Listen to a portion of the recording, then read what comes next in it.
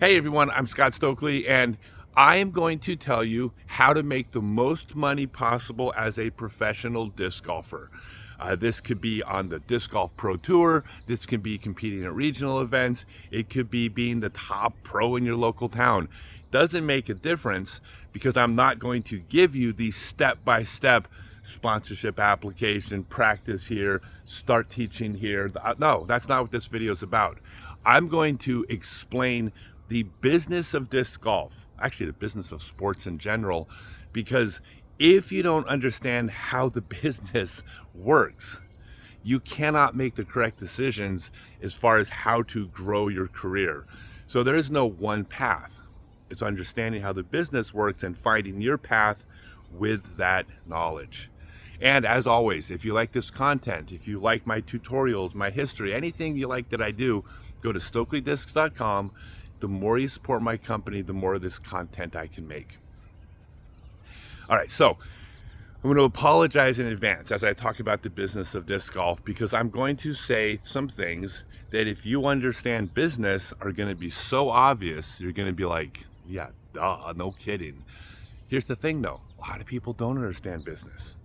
Okay, if you're 14 years old, you have no reason to understand business. How would you possibly know how the world works? Okay, so I am going to cover a lot of the basics because I have to. So I first want to explain how the business of sports works, okay, as an overarching philosophy, or the economics. And I'm going to talk about a couple different sports that relate to disc golf before I get to disc golf. So I'm going to talk about baseball first. Okay, you're a professional second baseman for the New York Yankees. What do you think your job is? Okay, a lot of people would say their job is to hit home runs, to steal bases, to pick up ground balls, etc. Wrong. Okay, that is not your primary job. Your primary job as the second baseman of the New York Yankees is to be the primary marketing arm of that corporation. Okay, your job is to put butts in the seats. Your job is to sell more beer, to sell more popcorn, to sell more jerseys, to get more people to watch on television, because the more people that watch, the more they can charge sponsors to advertise during those games. The more people that watch the games, the more they can charge for billboard space on left field wall. Like, you are a marketer. Your job is to make that company more money by whatever means possible. Now, in a sport like baseball, you're kind of lucky because people like it when their team wins. It's a very tribal sport like baseball. If your team's winning, you're more likely to go to games, you're more likely to buy jerseys, you're going to buy more beer, you're going to watch more games on TV. So in a game like baseball, hitting more home runs, stealing more bases, being better at picking up ground balls leads to victories. And because it leads to victories, you sell more tickets and make more money. So in that sport, your value is almost entirely based on how good you are at the game.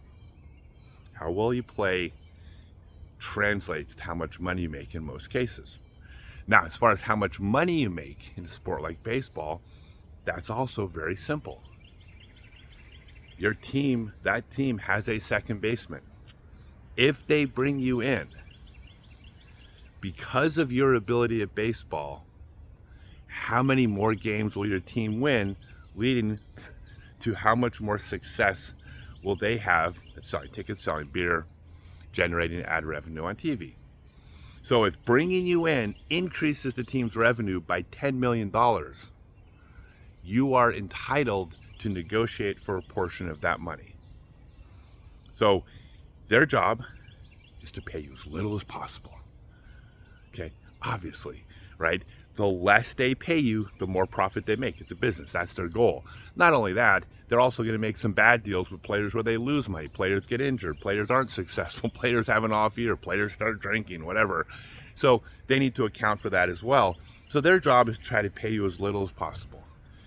Your job as a player is to try to get as much money as you could possibly get.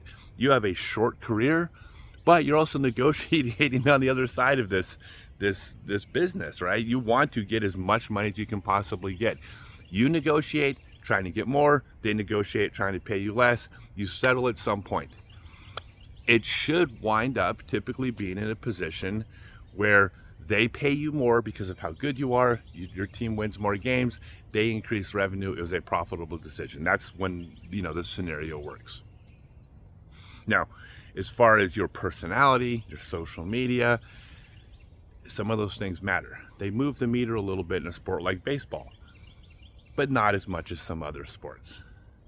All right, now let's talk about a sport like mixed martial arts. Your entire revenue is basically based on how many tickets you sell, how many pay-per-views. Well, they don't do that anymore, but the pay-per-view model, when that was a big thing.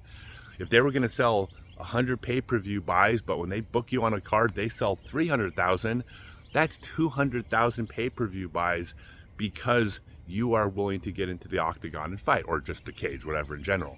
You're willing to fight. You're entitled a big chunk of that money. You're not being paid in mixed martial arts basically at all on wins and losses. You're barely being paid on the title. I mean, other than incentivizing people to reach for the title because they make more money. But that's not where the money comes from. The money comes from how many tickets you sell. There was a point a few years back where Ronda Rousey, Nate Diaz, and Conor McGregor were the 3 highest paid fighters in mixed martial arts, and all 3 of them were coming off losses. And there were people complaining. They're like, but I'm the champion, or I've won 8 fights in a row. Like, you are completely misunderstanding the value that you bring to that company. If you don't sell as many tickets as this person over here, that person's worth more money than you are, period. In fact, if they were to pay you more than the person who sells more tickets, that company would literally be incentivizing doing things that make the company less money, as opposed to incentivizing people doing things that make the company more money. Okay, this is all the business of sports is. Conor McGregor is part of the marketing arm of the USC. Whatever second baseman is playing for the Yankees, I don't follow baseball anymore. They're part of the marketing, their primary marketing arm of the New York Yankees. Okay, now, let's look at disc golf. Okay, still a business. Okay, how well you play, that matters as far as prize money. Okay, obviously, your score at the tournament determines how much prize money. That is one part of the game, but that is a very small part of the economics of being a professional disc golfer. Okay, most money comes from other areas, and there's 2 primary ways this comes. There's the immediate and there's the future. The immediate is mostly going to be, not entirely, but mostly in terms of sponsorship. Sponsorship, when you are a sponsor player, you are a marketing arm of that company. It's all about how much product sells because they sponsor you. It has nothing to do with wins and losses, has nothing to do with ratings, has nothing to do with rankings. Wait, let me rephrase that. It's not that it has nothing to do with those things, but those things are not an automatic correlation to how much money you get paid. If a company sponsors you, how much will their revenue increase because they're sponsoring you? And if their revenue increases because you're throwing their discs, then you negotiate for a portion of that revenue, right? They want to get you for as little as possible. No company in the world is going to pay you more out of the goodness of their hearts. Your job, however, as a player, is try to get as much money as possible because you're an athlete and it's your career and that's your job. You're also the opposing side of the negotiating process. They're trying to pay you less. You're trying to get more. Now, how many discs you sell has a little bit to do with how well you play. Okay, if you win a tournament, some people might buy discs because you won a tournament. If you are ranked in the top 10, they can advertise, a top 10 player throws our discs, right? That there is some correlation, but it's small. Okay, the biggest correlation is going to be how many people buy those products because you're throwing them by whatever means necessary. Social media, the number one. right? Simon Lizotte, social media. I mean, he's a top player in the world. He's won Pro Tour events, he's won NT events. He's world records, right? He's an incredible player. But what moves the meter is people like Simon want to throw what Simon throws. There are players that move the meter. The more they move the meter, the more money they're worth. Okay, the 40th best player in the world with a social media presence is going to be worth far more money to a company than the 8th ranked player in the world who doesn't post. That's just it. So this is important because if you're trying to make a living in this sport, well, any sport, but this is the sport I know, if you're trying to make a living and you think, I'm going to make my money because of how well I do at a tournament, and just that, you are out of your mind, right? You are shooting yourself in your foot. And then you're trying to figure out why you're 32 years old and you're not making the money you think you're supposed to make because you won these tournaments and you had this ranking. But did you increase sales for the company? Right? Businesses aren't charities, right? Their job isn't just to give money away because congratulations. Everything is based on an economic model of incentivizing success and moving the meter. I mean, that's money comes from somewhere. If they don't sell more discs, they lose money. Now, social media presence, what that social media presence is, that's entirely up to you. You can be funny person, you can be technical person, you can be a teacher, you can be someone that just reviews courses, gets epic shots, collaborates with other pros, so you're kind of doing the social media version of name dropping. It doesn't matter. You got to figure out what works for you. That's why there's no just one path. Do A, B, and C and you succeed. No, A, B, and C doesn't work for this player over here with a different personality or skill set. It's about finding what works for you, but you have to do the thing that works for you. It's not just social media though. Stick around to sign autographs, make appearances, hang out at the event, socialize with people, be a nice person, interact with people, interact with people's kids, right? Be somebody that people like. If they like you, they're more likely to buy your products. Do the things necessary to move the meter, right? It's hard to quantify how many people buy a Discraft disc because they sponsor so-and-so player, but I damn sure guarantee you, or you can be, that phrase that weird, you can be damn sure that if people are messaging Discraft and saying, hey, I met so-and-so pro and he stuck around for an extra 20 minutes to work with my kid, Discraft notices that because they assume you're doing that with lots of different players and some of them buy discs. Hard to quantify, but you're now worth more money. But fundamentally, it's about moving those products. As much as you move products, you can also harm your ability to move products, okay? One of the things you can do on the flip side is you could be, let's say, polarizing, okay? Right? This is America. Well, people are watching all over, but I'm in America. In America, you can post every single political post you want to make, right? You have every right to do that. Okay, well then you make political posts, you have the right to do that. Well, half the country has the right to not buy your products because they don't agree with you. And by the way, posting something political, having an opinion isn't as, well, there's a spectrum of doing that because there is voicing an opinion all the way to being completely insufferable, attacking half the country, okay? Like at some point you are pushing people away from you. In fact, you could be so insufferable in your postings, in your political posts, that you lose the company money. The company that's sponsoring you is selling fewer discs because they're associated with you. You've become a toxic player. That can also happen. In fact, it will happen. It happens in every single sport. There are sports that have turned off their entire audience by attacking them. Okay, go ahead, do that. You have the right to do that. But you also are not entitled to get money, right? You're going to lose money doing that. So this is the immediate disc golf. Increase sales to the companies. That increases the amount of revenue you make. Now, you also, the more you're doing things that increase sales to the company, there's the correlation is going to be one-to-one. You're also growing your brand and you're growing the ways you can make money as a professional today.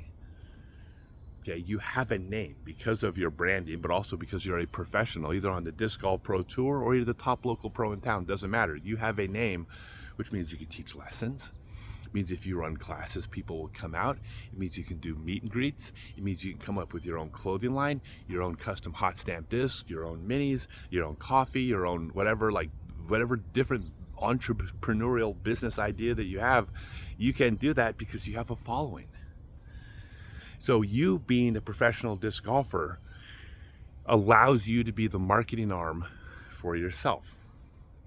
Like the Disc Golf Pro Tour, one of the ways to look at this is to say, I have a platform to ply my trade. And when I do that, that gives me an opportunity to build my name and my brand around me so I can create a business around me. Okay, you're not entitled to anything. Nobody in this world's entitled to anything. You don't just get handed stuff because, oh, I'm good at throwing frisbees. No, that's not the way it works.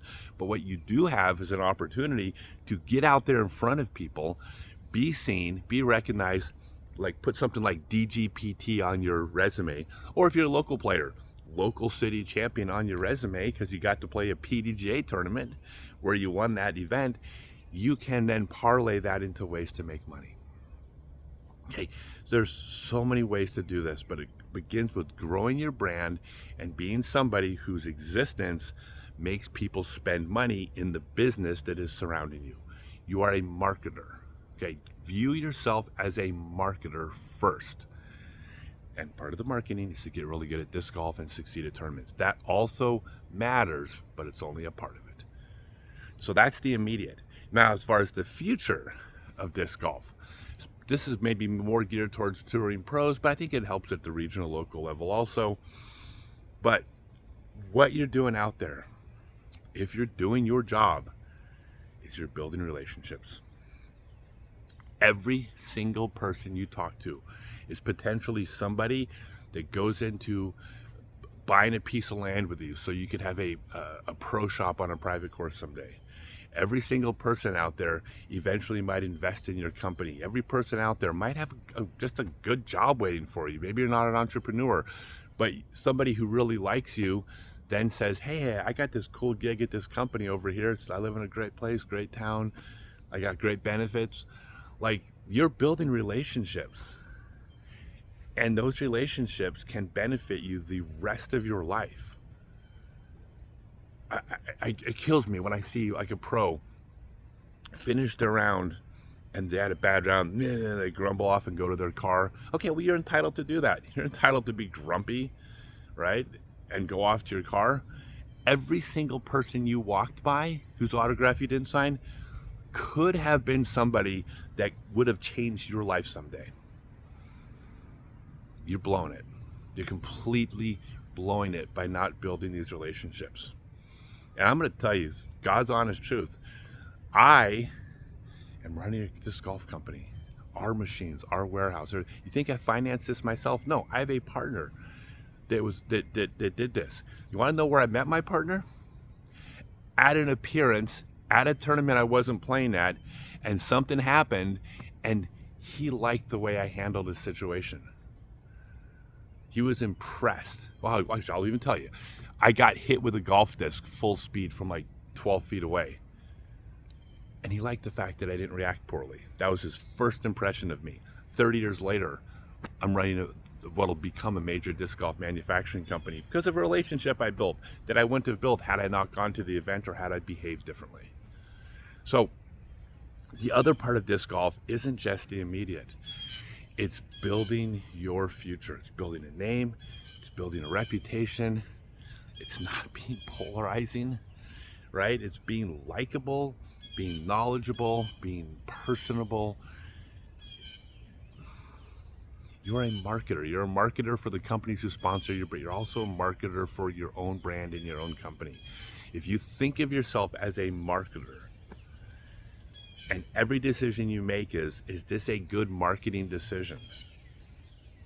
Right? Like if you ran a company and someone said to you, hey, when I have a bad round, I want to go, be all grumpy and walk back to my car and not sign autographs. Do you think that's a good idea? Well, if you would say to the person as a marketing consultant, no, you shouldn't do that, that's bad marketing for your company. Well, then don't do that for your own brand. Okay? That's the business of disc golf. You need to understand this, because every decision you make, I can't make them for you. There's a million possible decisions, but every decision needs to come from that place. It needs to come from a place of growing my brand, growing my company, growing my reputation, the ultimate goal of influencing people to spend more money with businesses, someone else's or my own, because of my connection to that company. If you move the meter with a business, your business or somebody else's, you will be successful. And even if you don't wind up being Gannon Burr or Paul Macbeth or any of these top players, even if you're not one of those players, you can spend the rest of your life in the business of disc golf, making a living, making a damn good living in a sport that you love. So if you're the 28th best player on tour and you get 2 podium finishes but don't win a tournament, but you get to work in disc golf the rest of your life and, you know, make enough money where you have a good life, you've succeeded at life. You've succeeded at being a professional disc golfer. Okay? If you win a bunch of tournaments and you have nothing when it's all said and done and you have to go back and get some stupid job that you hate, I don't call that a success. My opinion. But balls in your court, everybody. I hope you all enjoyed. Remember, if you like this content, go to StokelyDisc.com. Sorry if I came across a bit preachy, but I'm just passionate about helping people, and I really want you guys to, I want you all to succeed. You're all my friends. So thanks, guys.